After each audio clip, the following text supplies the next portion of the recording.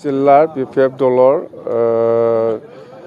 Special convention হৈছে। ইয়াৰে মুকলি সভাত মই আহিছিলোঁ। যেন হওক তিনিটা সমষ্টি আছে আমাৰ BTCৰ বিজনী জিলাত, একটা মানাস, একটা থুৰিবাৰী আৰু একটা চুবাইজাৰ। এই হিচাপ যিটো আমাৰ দলৰ যিটো ষ্ট্ৰেংথ বিজনী জিলা হিচাপে বা তিনিটা সমষ্টি হিচাপে খুব ভাল।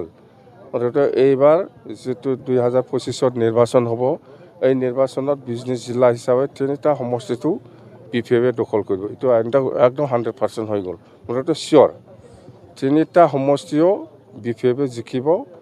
এইবাৰ 2025ত যিটো নিৰ্বাচন হ'ব BTC নিৰ্বাচন, আৰু চৰকাৰটো BPFে কৰিব, এইটো 100%। প্ৰমোদ বড়ো শেষ। প্ৰমোদ বড়োই যেনেকুৱা কথা দিছিল এনেকুৱা কাম কৰা নাই। সি খাবহে জানে, আজিলৈকেও খাই আছে, ৰাইজৰ কাৰণে একো কাম কৰা নাই।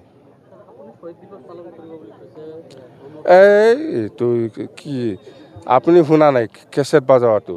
প্ৰমোদ বড়োই কৈছে যে বিটিআৰ চুক্তিটো যদি আখৰে আখৰে পালন নকৰে তেতিয়াহ'লে কি আমি অসমৰ কোনোবা এজনৰ কেবিনেট মন্ত্ৰীৰ ঘৰত যাই পেলাই চোতালত ফাঁচি ছুইচাইড কৰিম বুলি কৈছে।